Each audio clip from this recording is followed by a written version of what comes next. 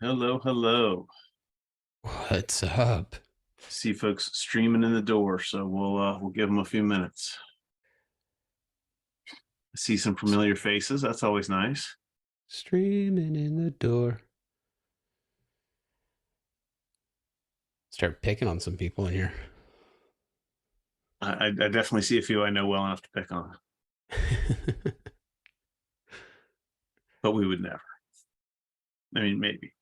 Well, this is what happens when we start drinking at 9 a.m. I didn't start drinking. I didn't do the full Irishman thing. I'm not even wearing green. Are you wearing green? Uh, oh, that's a good. Oh, I have my pants are green, but you can't see that. Not no real Ah, green. No real Irishman's green. no. I should have made my lights green, man. I did not think this through. Yeah, yeah. No, it's been a busy week for sure. And you had, some shenanigans this weekend, like not to stay on theme or anything, but uh, Yeah, yeah, my 1 week hangover. yeah. So for everybody who doesn't know, Kyle's getting married. Am I allowed to throw that out there, or should we edit I that out guess and yeah. pretend like these people never heard it? Yeah, right. So yes, this was shenanigan weekend. You know, it's Pi Day. It is. Pie day. Yes. Let's focus on Man, pizza. that actually sounds better than beer right now. Yeah, yeah, and I am way more a pizza pie than a pecan pie person. Just if we have to, if Mark's going to force us to delineate, that is my pie of preference. Well, here's the one. What's your thoughts on pineapple? You know what? I'm fine with it as long as it's on a thin crust pizza. Don't put it on. Don't serve me one of those deep dish pizzas because I'm gonna be mad. You don't like deep dish pizza? I do not. I do not. Man, sorry for anyone from Chicago in this room. I know. I know. I go to Chicago and I'm like, oh, that's terrible.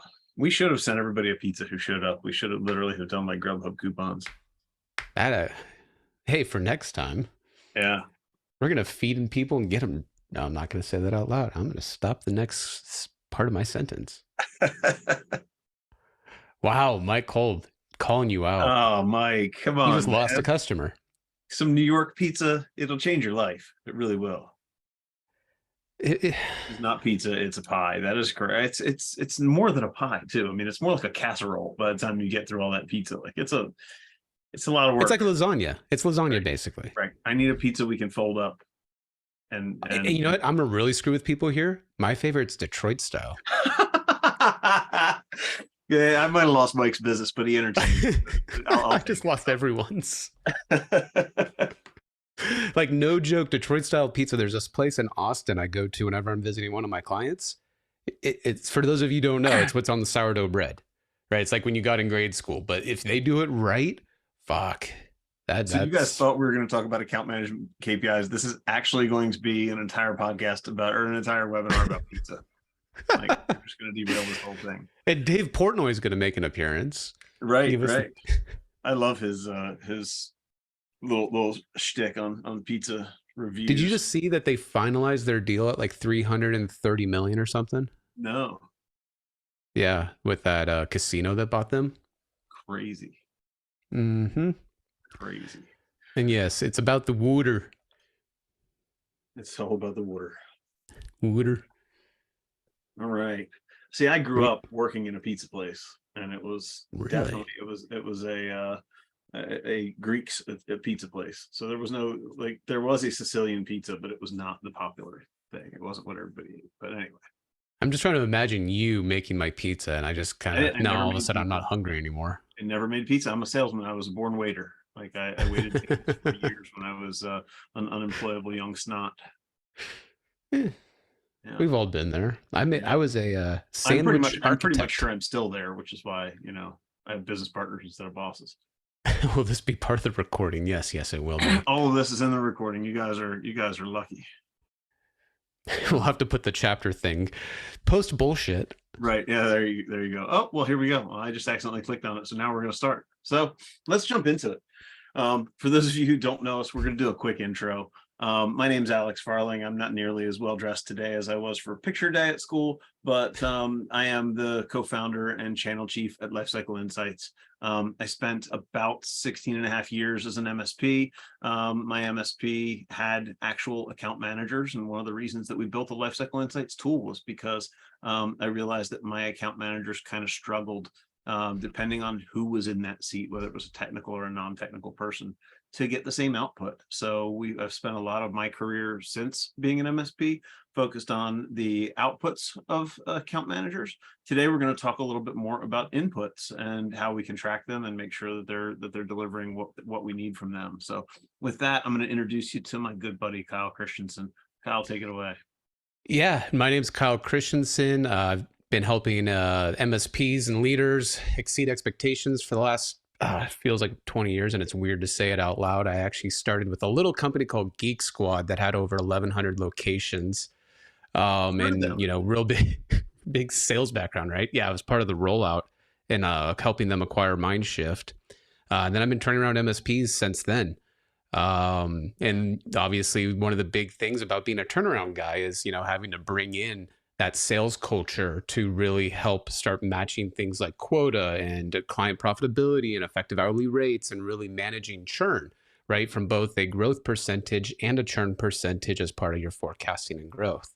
So it's definitely it's a topic that Alex, you and I go into all the dang time because it's definitely convoluted in a lot of our clients and a lot of clients that I help turn around, and you've seen it as well, because what the hell is an account manager is really always what comes to be, right. I mean, you get, how many different answers have you gotten? Well, there's a different answer for every size of MSP you're dealing with. And that's where a lot of the challenge comes from, right?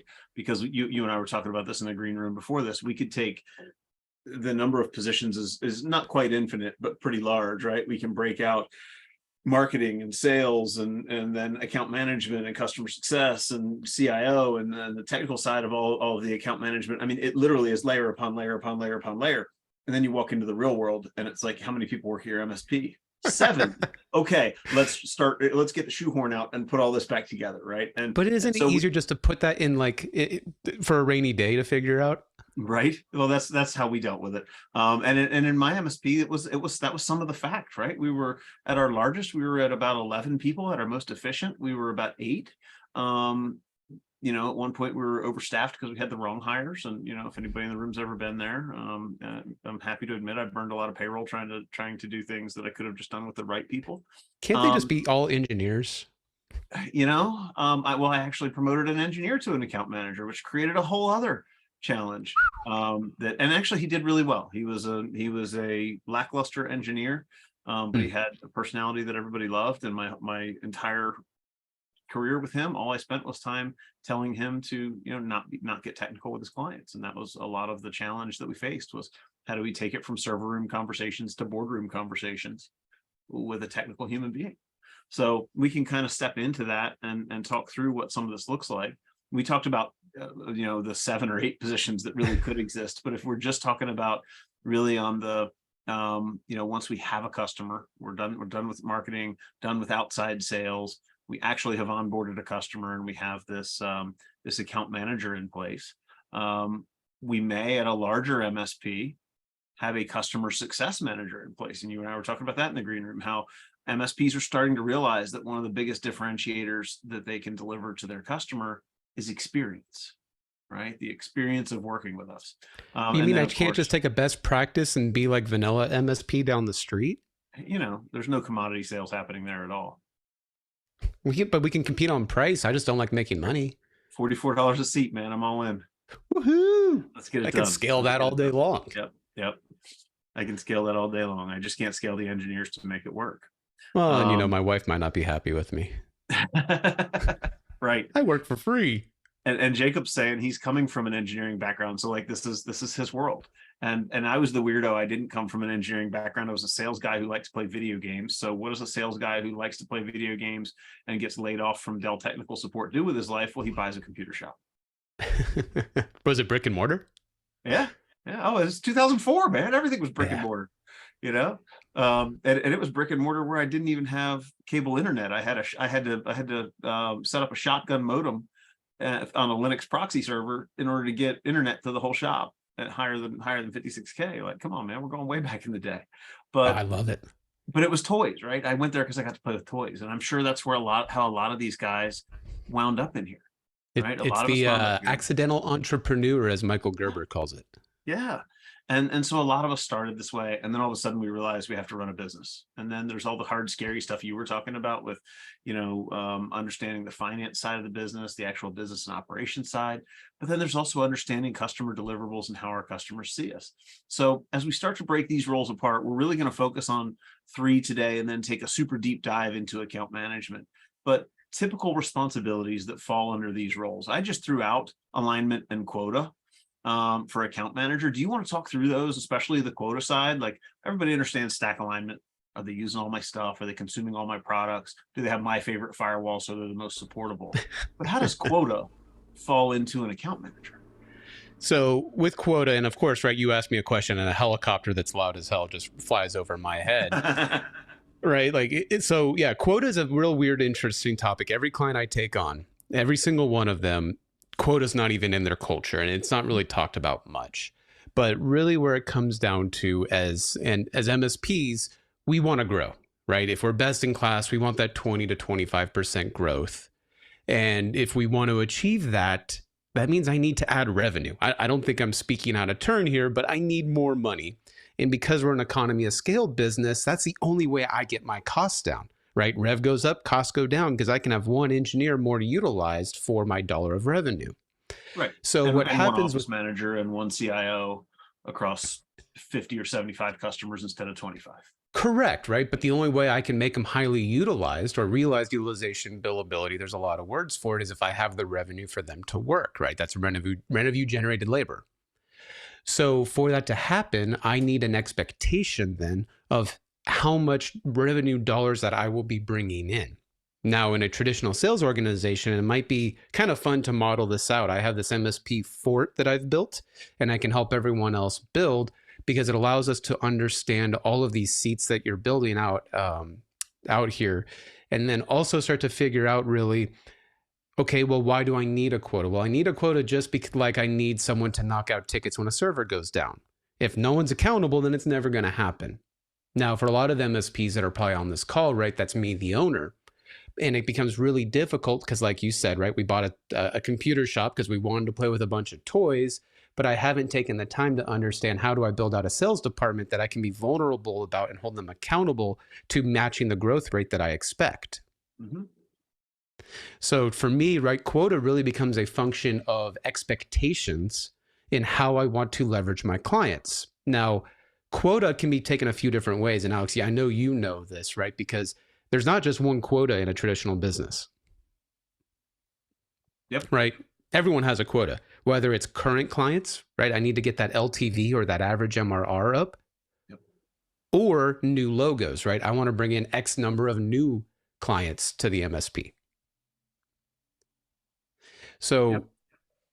Look at this, and let me switch, because I think it's going to help with some contextualization, because you mentioned something about, oh, right, I have all these seats, but only 7 people. Yep. So I think this might help this exercise a little bit. So if I go to my window share, and I kind of bring up a whiteboard. So I call it an MSP fort because it's a fun little play on words. So what that stands for is FORT. And that's your finance, your ops, your revenue, and your tech. Now, obviously, with today's call being today's call, I don't want to get too much into, right, these other, oops, I am totally off screen. I don't want to get into all this other stuff about the finance and the the tech, because that's a call, like you said, for another day. So we're going to go ahead and get rid of those guys. And we're really going to focus on, just for a second, what a revenue team and what an ops team at an MSP looks like in forms of functional accountability, meaning what actually has to be done, whether we're 4 employees or 100 employees. Let's look at the tasks. Let's look at the accountability. So with revenue, typically that's where we're going to have marketing. We're going to have SDR, which is sales development reps. We're going to have ISR, which is your sales reps. So these are handling those new clients, getting those new people in. And then our topic at hand, the account managers and the client success managers. So just to simplify it, right, I wanted to show that to people just so that they understand where those seats normally are. And what's it for those who don't have a sales background? What's an ISR? Inside sales rep. So that is anyone that is handing leads to a client where the client has been a sales qualified lead. So an SDR, a sales development rep, finds all those leads and then qualifies them. When they're qualified, they're handed to a sales rep to say, hey, go get the client to put ink on paper. Now, in a lot of us MSPs, it's the same person, but we want to separate all those odd jobs, right? Well, yeah, a perfect example of that at my MSP, we weren't that big. We didn't have a dedicated outside sales guy. Inside sales was actually handled by our account manager.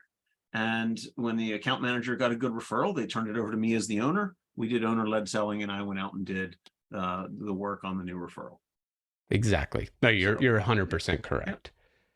So in looking at this now, right, we kind of have our org chart almost looking out, right? So we have that CSM box, we have that account management box, and you had one other thing in there. And I know that you and I have a controversial idea of this, Alex, but then we have on the ops side, right, MSP and VAR for all intents purposes.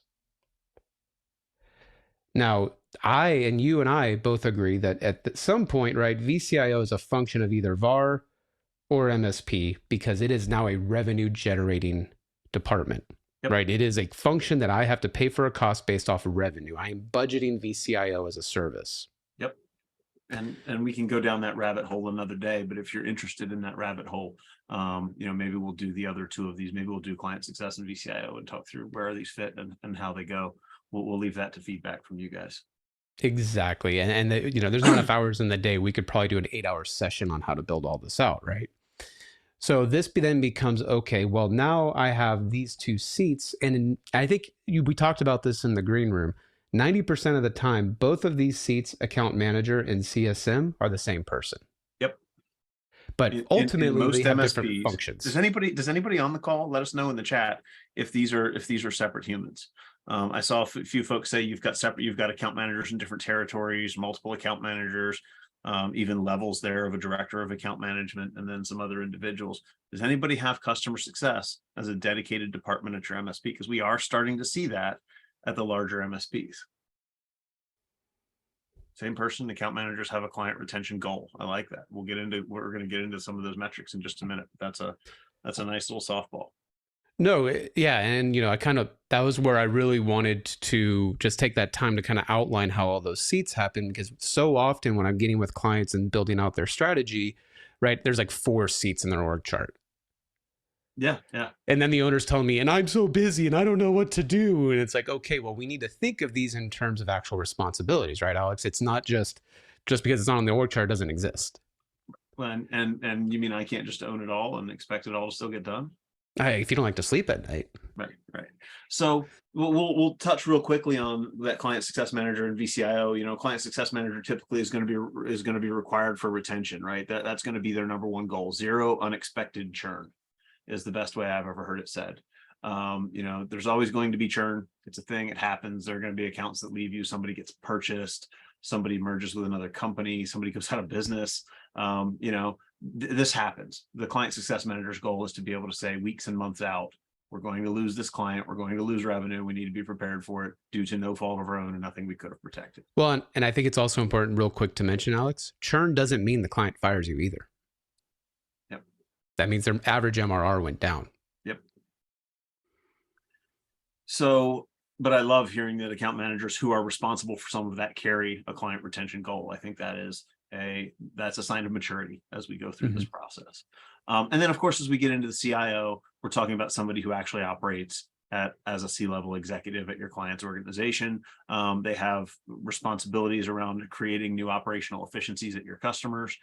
They probably are responsible for helping your client with the budget, and they probably have some sort of a billable goal. They're probably a utilized resource where you're out trying to make sure that they're 75, 85, 90% utilized to make sure that you're getting everything out of them that you should. A couple of comments here. Also, the CSM's responsibility to sound the alarm bells when a lost account is on the horizon or can be prevented. Yeah, I mean, this is client CPR, right?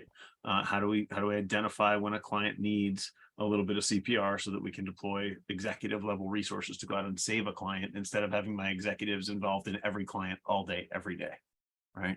My account managers at my MSP were capable of doing a lot of things. In fact, when I sold the company, I had 4 customers I had never met before. I had never spoken to them. I had never met with them. They were referrals right over to my account manager, who went out and closed the deal. We never had to touch it.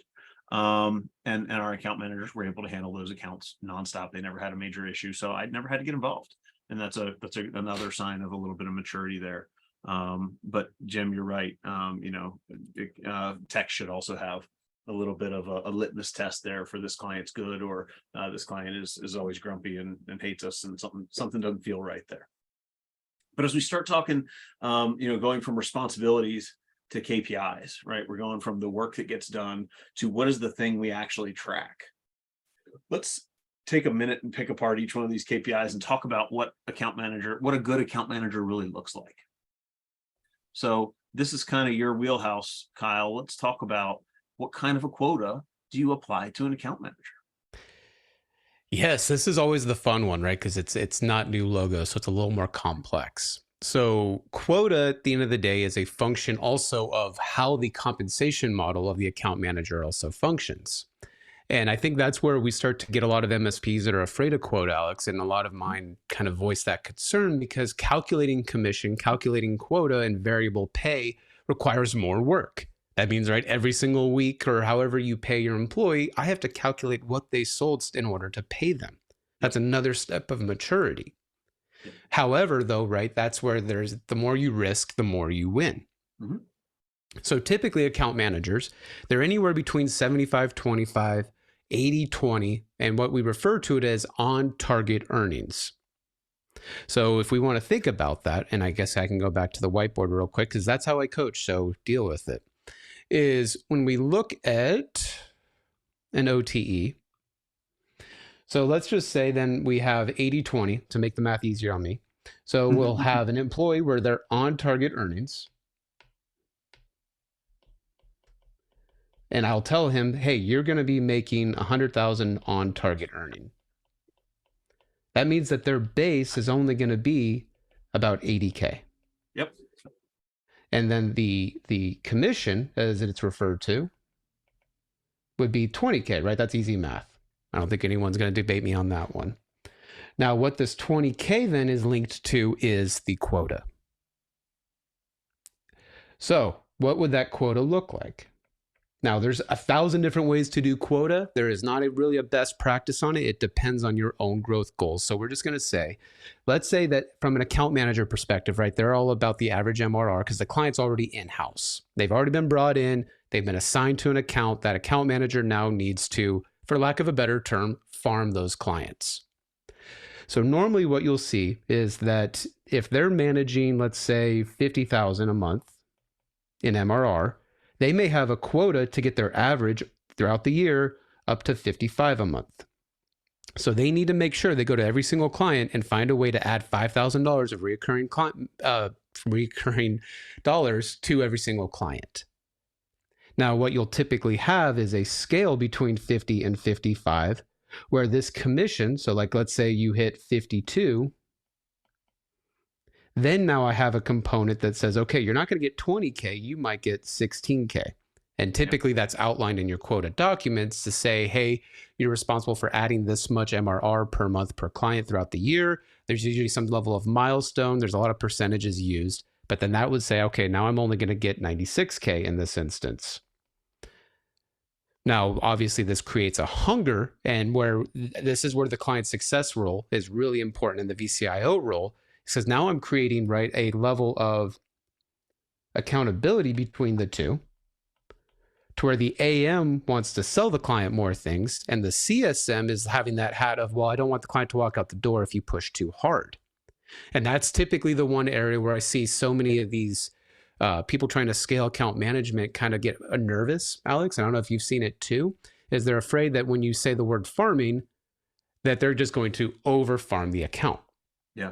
And that, oh, my clients are going to walk out the door if I try to do increases even, right? Because there is a component to increases in that level of getting that 5K back up. So we talk a lot about that quota at Lifecycle Insights and how consultative sales really helps to streamline that. Because if you go in, the number one thing we hear from MSPs as to why they don't have QBRs with their clients is because their client says, everything's okay, we don't need to meet, right? And what that translates to is every time you show up, you've got this little widget you want to sell me for $2.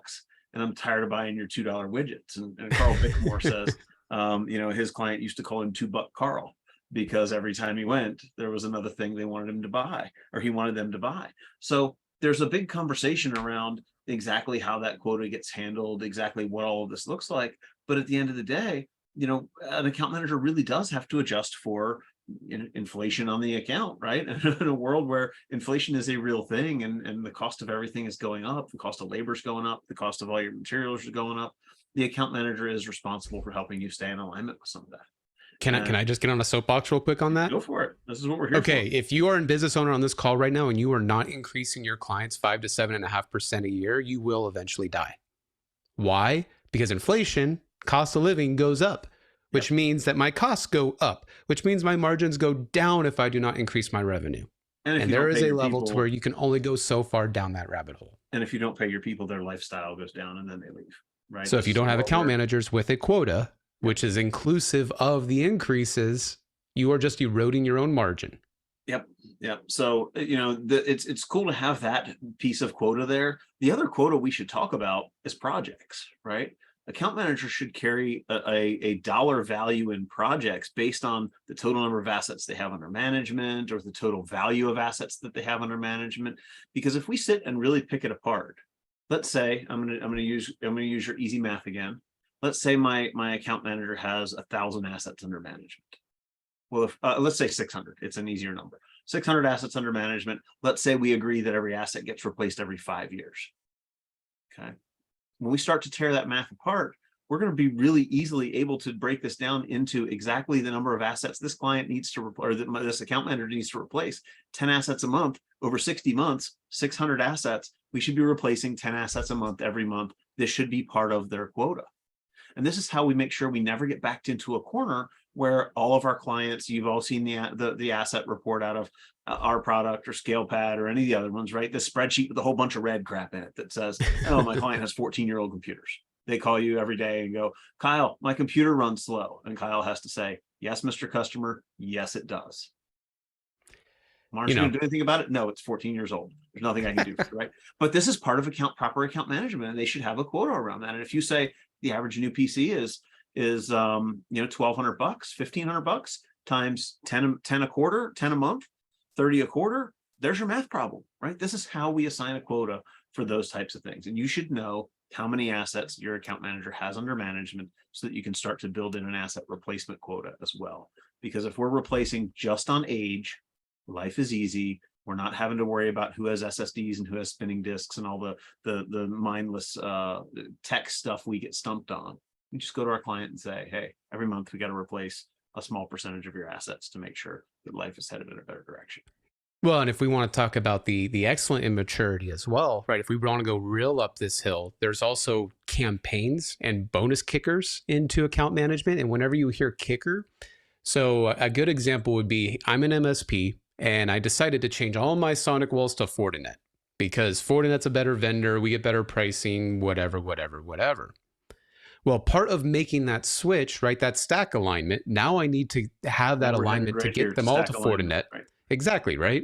And in that stack alignment, though, what's important to also understand is Paul Dippo always used to say there's a law of sevens in product development, meaning it takes me 7 set deals to make $1 on any type of proof of concept or product development process. Right, because I have to do my due diligence. I need to do a proof of concept. I need to have the tier 3 guy try it and fail 4 times, then write documentation for the tier 2 guy, and then documentation for the tier 1 guy. So by that 7th time, I'm actually making money on it, which means anytime you as an MSP buy something, a new product, a new toy, a new gizmo, you need to do it 7 times. So, right, and Alex, you've probably seen this as then, oh shit, I need to do 7 fast because I'm bleeding cash by picking a new product. So what you'll see sometimes is campaigns or kickers to say, hey, account managers, we need to sell 7 of these and we need to sell them fast. Go find which ones you'll do it, and I'll give you an extra $500. Usually it's like a flat fee, right? Or it's a percentage of the extra revenue they sell to get those 7 in really fast. So you're not burning cash and waiting for that long-term ROI. It's now a short-term ROI. Well, and if you dig into this a little deeper, alignment percentage, and we'll talk about this in just a second. Your KPIs for your account managers can change over time, right? What you're paying them on and what their magic numbers are will change, maybe even to the point where you're looking at alignment one quarter and not looking at it another quarter, right? If your account manager's 95% aligned, there's not a lot they can do to move the needle. When you go buy a new product, when you go change something on them and move everything backwards, then all of a sudden we can turn around and make that a focus again. But don't just think of alignment as products. Think of alignment with best practices as well. Microsoft 365 comes to mind when I think about alignment. And what is your client's average secure score?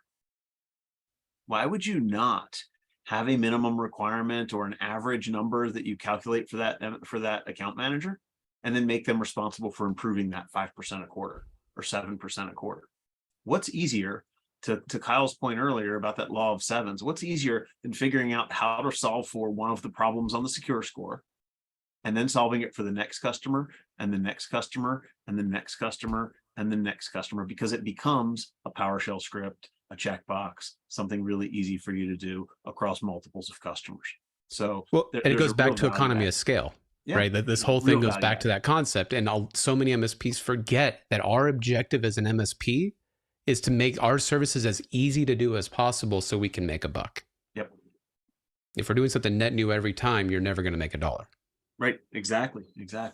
So let's dig in and pick apart. Sorry, did you have something else there? Well, I was just going to say, by the way, because I always get this, especially for the engineers or the technical people on this call, right? Profitability is always a real scary thing. I'm actually doing an MSP GeekCon, a whole presentation on how the economics of an MSP work in the eyes of the technician. So when we're talking profitability, just for all sake and purposes, we're talking about gross profitability. So middle of the line, not the bottom of the line. Gross profitability dollars actually pay for sales and marketing employees and expense. So sales and marketing employees only get to work for you guys if the services teams are delivering. So when we say profitability in this type of a conversation, an account manager is literally protecting their job. If we do not sell services and increase our revenues and get more efficient at services, we can't afford account managers or marketing employees. And a lot of MSPs really struggle with that. They try and figure out at what point they can afford to bring on that human. Or the next engineer, and not make things more efficient. Right. But when you bring on that account manager, what you'll find is that person really can create enough revenue to pay for themselves. And typically it happens at a lower price, at a lower ARR than most MSPs think. We're seeing MSPs with 800,000 to $1 million in revenue having account managers who more than pay for themselves.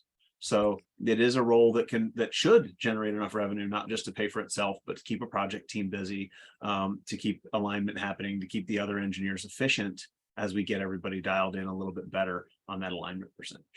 Well, and we probably don't even have time to go into it, but part of your budgeting of your yearly quotas, normally sales and marketing is a percentage of your revenue. Yep. Normally, I think global average is like 8%, 8 to 10% is sales and marketing. Yep. So if you think about it, if I'm devoting 8% of all of my revenues to a sales and marketing team, then that just increases your gross profitability goals by 8 to 10%.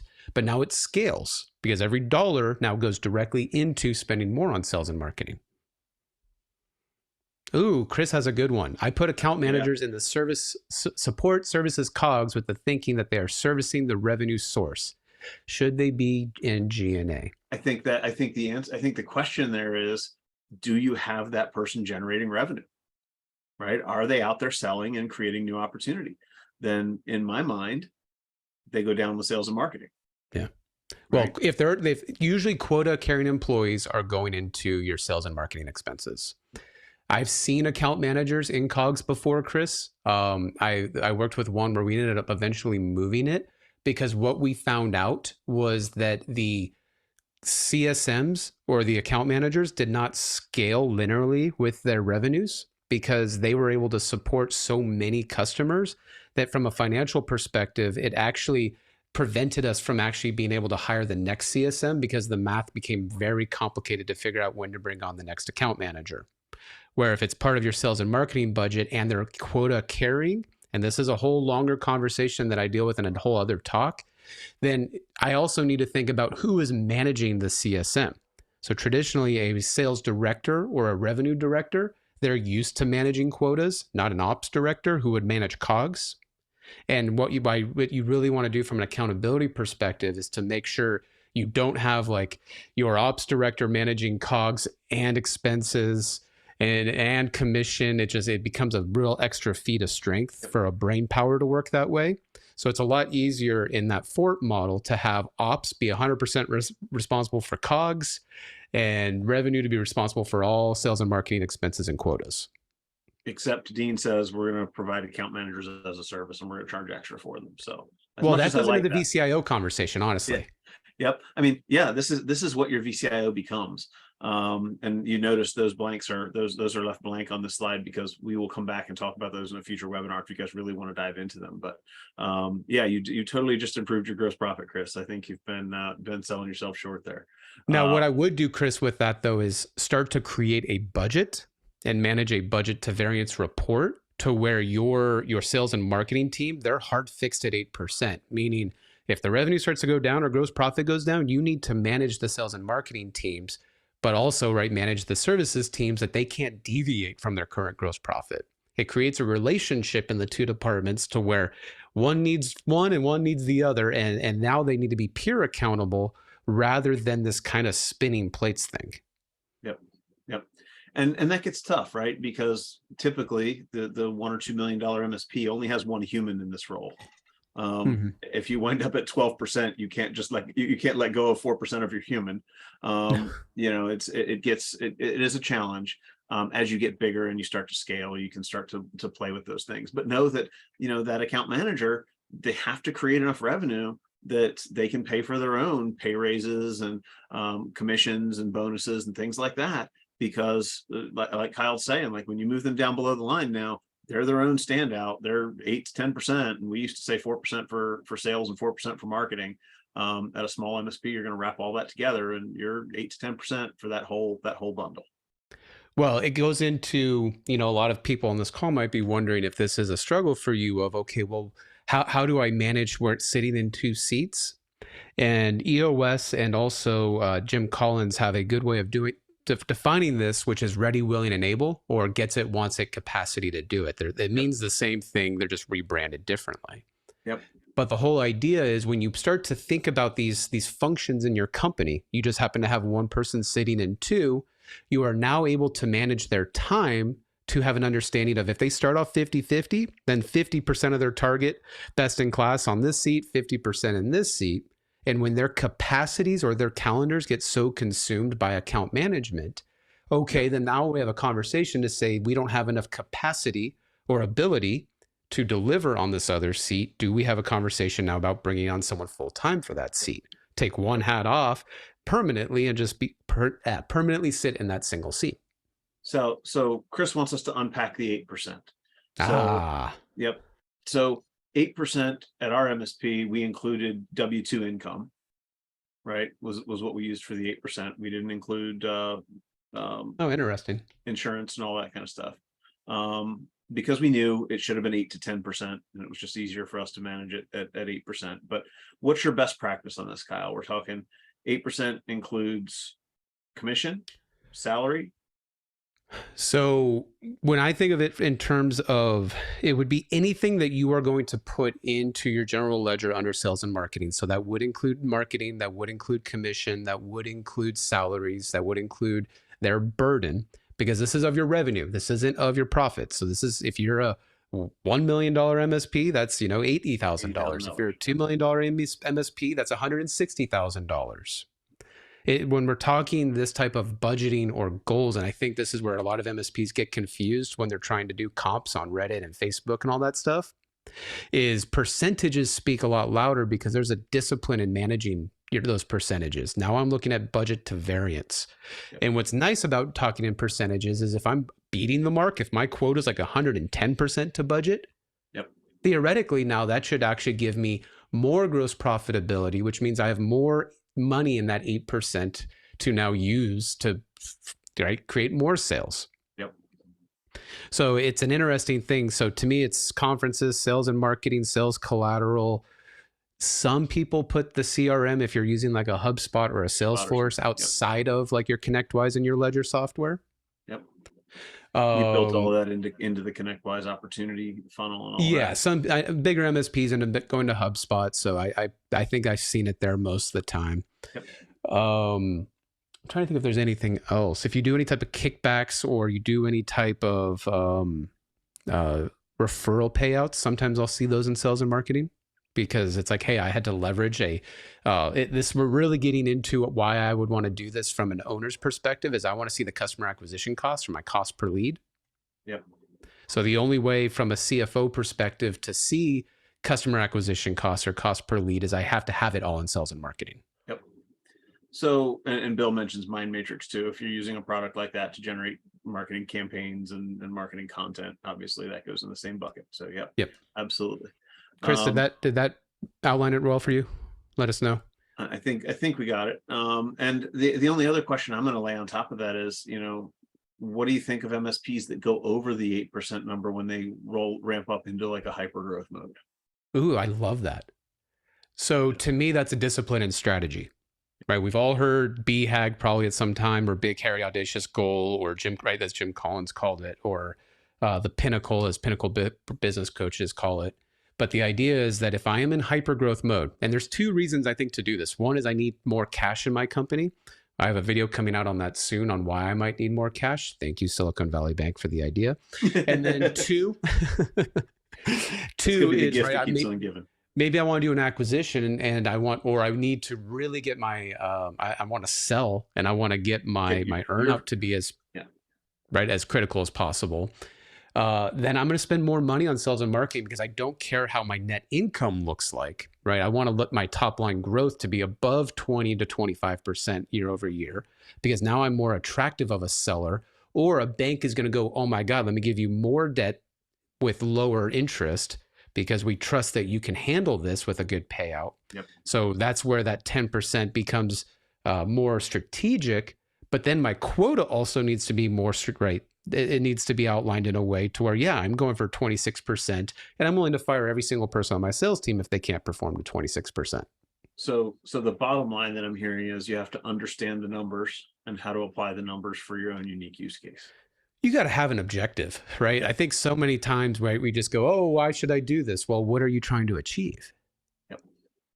And obviously that would go, that takes us call in a totally different direction. Well, let's focus back, because we've talked about quota and alignment. We haven't really talked about lifetime value, average MRR, and win rate. And the way you and I are windbags, we're going to run out of time. So let's talk about client lifetime value, because that's a really interesting one. I'd be interested to know how many of you know what your client lifetime value is, or even just the average retention time of a customer at your MSP. That's always an interesting number, I think. But Kyle, while we're waiting on some answers there, you want to kind of unpack lifetime value? Lifetime value. Now, this is simply defined as when my client came on board and when they walked out the door, how much money did they give us the entire time they were here? Yep. So, and Alex, I don't know if you agree with me, but the reason this becomes so important is because of that this is actually a great segue, customer acquisition cost. Right? I want to make sure that I am spending as little money on my clients over their entire lifetime, because it's a lot easier to sell to your current clients than to get net new. I think we all know that. So if I am able to maximize all my clients with as much revenues as possible, then your revenues will grow, not just from those efforts on outside sales. Yep. And lifetime value is obviously tied to a couple of numbers, that average MRR number, as well as your average client retention time. So if we retained our clients on average for about 13.5 years at my MSP. We had great LTVs, but we spent a ton of money to do a sale. We had a very high customer acquisition cost, because we went in and did really thorough exams. We did really, we turned up the corner, every corner, to make sure that we knew what was in the client we were about to inherit. And we justified a more expensive customer acquisition cost by knowing that we kept customers for a long time. We delivered a high client satisfaction. And what's funny about that, Alex, is at my MSP, I did as well, but I had a different logic and we came up with the same answer, which is funny. So I did it because I was investing 100 to 125 hours in every single one of my clients' onboardings. Yep. So, and it's the same logic, right? I want them to stay on really long. I don't want them to have frustration. So in the sales process, we would tell them, we're going to come in and we are literally going to hit the reset button on every single thing you have. Yep. And we told them it's going to be bumpy. You're going to be pissed off at us and you're not going to like us, but I'd rather do it, Mr. Customer, in the first couple of months of our relationship than to do it 9 months down the road and go, hey, do you have that phone number or account number so I can call Cox and get your internet back up? Right? Yeah. We didn't want those scenarios because I knew that cost you money and that actually would decrease or increase your client churn. So LTV became very important because there was a standard LTV. There was a minimum that we had to sustain to justify a 100-hour onboarding. Right. Right. Right. And not only that is it was usually my pro service team that did our onboardings, not our MSP teams, right? Our VARs did it. So because there was a handoff process. Yeah. Right. Yeah. Because I need the MSP guys to literally just be a factory of knocking out tickets.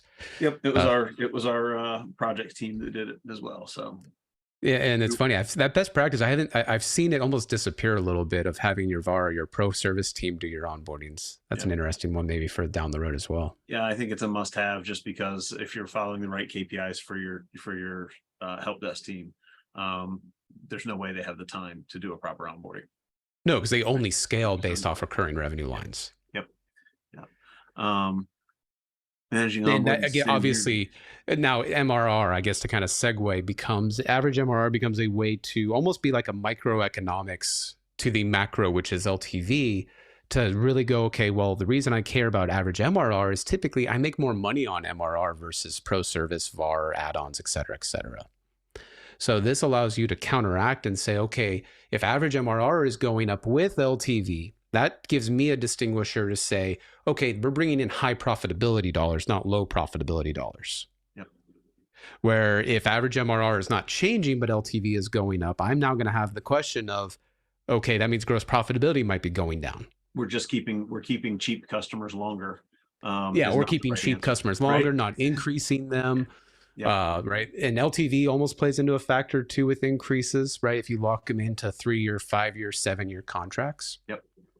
That was why Dipple brought that up a lot back in the day.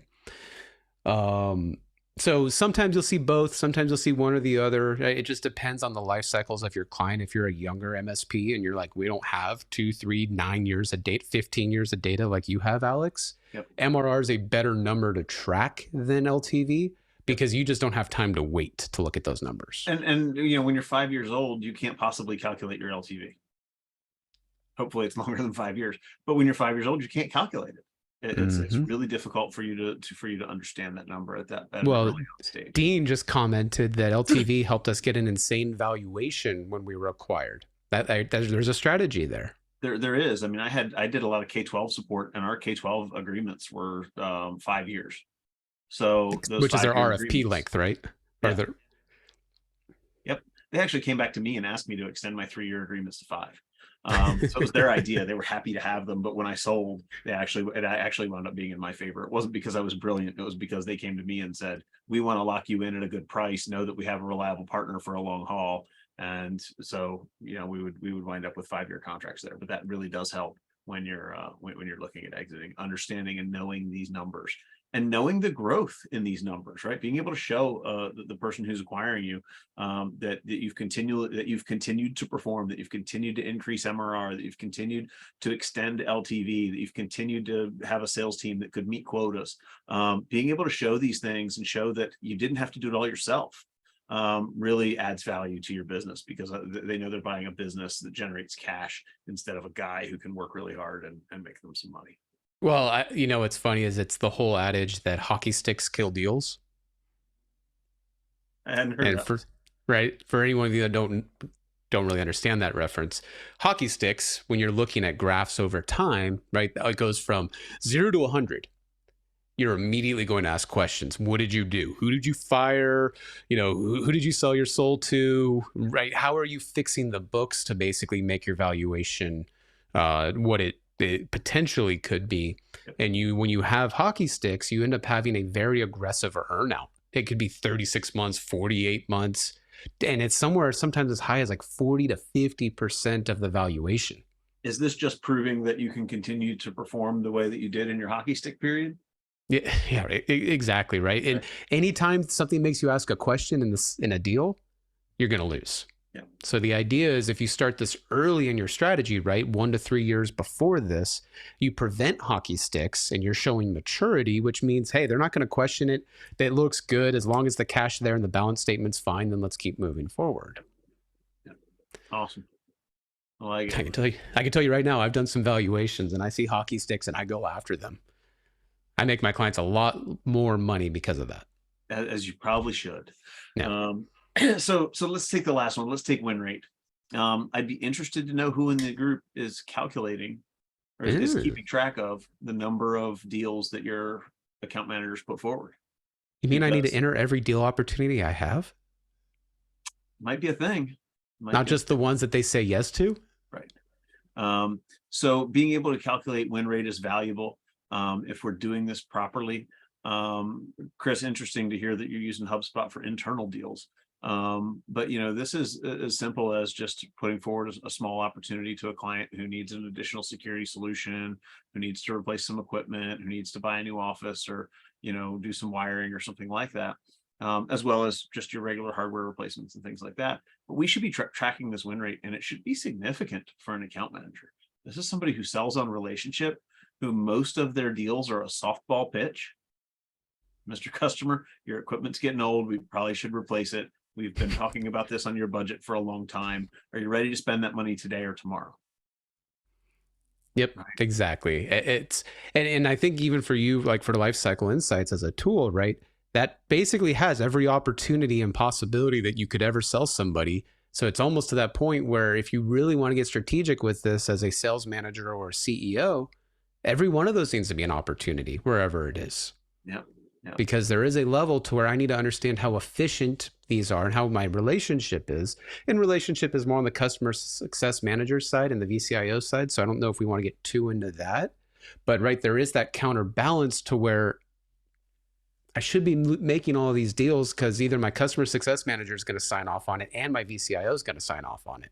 So it's almost a slam dunk right now because I have a team of 3 people in a best in case world right now telling the client, you got to replace that 20. Yeah. Yep. And so for your account managers, their win rate should be ridiculously high, but it's definitely something that you should be tracking. If their win rate is 50%, you have an account manager who's underperforming and you need to go have another conversation. Whether the issue is that they're presenting the wrong material at the wrong time, they present it in the wrong way, whatever that may be, win rate should be an easy KPI for them to have, well upwards of 75%. And honestly, of all of these KPIs we've listed, it's the easiest one to start tracking. Yep. Yep. So we've talked a little bit about these KPIs, all of them. We broke them out a little bit differently on an additional slide here, but that really kind of wraps it up. I'd be really interested to hear if you guys have questions about this. You've kind of asked some of them along the way. I But really this is a appreciate by the topic that questions. I want to say, like Dean, Chris, you guys have been awesome asking these questions. helps us head in the right direction to answer your questions and put you in the right place. So definitely valuable. Thanks everybody for the involvement and the input. If you had questions, this is how you can reach. Oh, that slide did not update, Kyle. I thought it would. It's okay. It'll still work. Okay, there you go.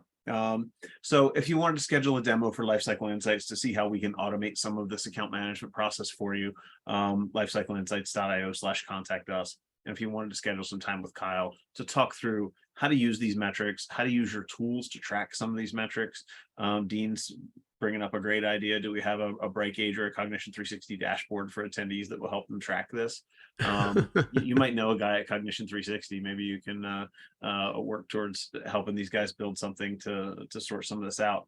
But interesting feedback for sure. Anything else from you, Kyle, as we kind of wrap this up and let everybody have a few minutes back in their day? No, and if anyone has a topical question and you want to ask, I'll stay a little bit longer, or hit me up on LinkedIn. I mean, Alex and I are pretty active on there. But at the end of the day, this is one of those seats, guys. And the reason that Alex and I decided to talk about this, that is a requirement. Like this is not an optional. Account managers are something you have to have, and those functions have to be worked. This is not something like VCIO where you mature into it. You have to be managing your customer relationships. Yeah, exactly. At the end of the day. So how about combining the AM and the VCIO role? Chris, this is Kyle and I talk about this a lot. In fact, we could have made maybe we have done a web. Did we talk about this on a webinar once already? Anyway, definitely something that that is valuable at a small MSP. As you grow, what you're going to find is that account managers and VCIOs are almost at odds with each other, right? Yeah. Yeah. And They're fighting. we get into this place where the account manager is there to sell something. The CIO is there to manage risk, and maybe not always to say, hey, we buy everything that the MSP suggests that we buy. If you just pick apart VCIO, it's a C-level executive at a client's organization. You're on the client side, you're in their boardroom, helping them with high-level conversations. And Kyle likes to point out that this really should be a utilized job. This is a job where we should be tracking billable hours for a VCIO and selling them as billable hours. So if your account manager's doing billable hourly work, start to unpack that along with commission, and you start to see where these are at odds with each other. And Kyle, I'll let you pick on that if you got anything else. If I start talking, I'll probably go into a rabbit hole, but just basically think of yourself. I think of that Kermit the Frog meme where he's looking in the mirror, right? It's account manager and VCIO. Because there's that level to where you have to have a conversation with yourself to convince yourself to sell a client that you're also protecting their budgets on. I think what Chris is telling us is there's value in at least doing this webinar and talking about KPIs for the VCIO, and maybe even taking this into when you grow into a point where you can separate out your account manager and your client success manager. Because that'd be fun, and kind of show how to financially build them into COGS too. Yeah, I think CSM and account manager are more logically grouped together. What do you consider best in class gross profit? Fully blended, I would want to see over 60% would be best in class. If we go strictly managed services, it's probably I would want to see it almost in that like 65 to 70 range. And then in VAR, probably 35. And then procurement, it's going to be like 12, 15. There you go. Very high, but you said best in class. So I'm going to go off my most profitable client. Right. 70% on straight managed services is definitely doable. Yeah, it's definitely well, if you think law of averages, Dean, right? If I'm doing 15% on procurement and 35% on VAR, right? The only way I can get to 55 or 60 is something's got to be higher. Yep. Now, granted, not a lot of people get there. We're talking the end of the bell curve, all the way to the right. And a lot of folks don't have their books dialed in enough to be able to see the difference between managed services.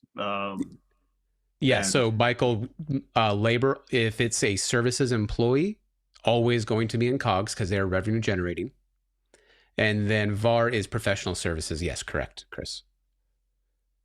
As an industry, we're horrible about comparisons and nomenclatures. I can do a whole talk on just that topic. Yep. And also know, like, it's very hard to compare side by side with, what Kyle's best client is seeing and what you're doing in your MSP, because odds are that while you're both MSPs, you're very different businesses with very different offerings. So I could throw curveballs like, well, I do physical security and I do cybersecurity and I do SOC services. Yep, we do 80% infrastructure wiring. Okay, and you are not an MSP. You just happen to also offer managed services. So a lot of this comes into play here, and is very heavily. A great resource if you're curious is there's Service Leadership sent out a really good report last November with all of those best-in-class numbers across the ConnectWise sphere. It was only ConnectWise because that's what Service Leadership does, but it has a lot of those numbers in there. So Mike's asking if we'll do the KPI one for VCIO. Does anybody else see value in the VCIO KPIs? Well, I think if Mike wants us to do it, I think we need to do it because Mike's the man. There you go. You get your wish, guys. And so, Stuart, if you joined, you will get the recording. You'll be good. Everybody, if you're here, you will get the recording. It'll be probably 24 hours before that shows up in your mailboxes. But thank you for joining us at 3 a.m. or whatever time it is in your world. I would not have gotten up at 3 a.m. for me. So I appreciate that from every one of you. I do have a hard stop here. I've got another call after this, so I'm going to run away. but Right on. look for a follow-up email to this, and we'll also dump out a registration link for a conversation about CSMs and VCIOs, and move this into a little bit of a series so we can take this a step further. I'm glad everybody got some value out of it. Right on. Thank you, everybody. This was fun. Thanks, everybody.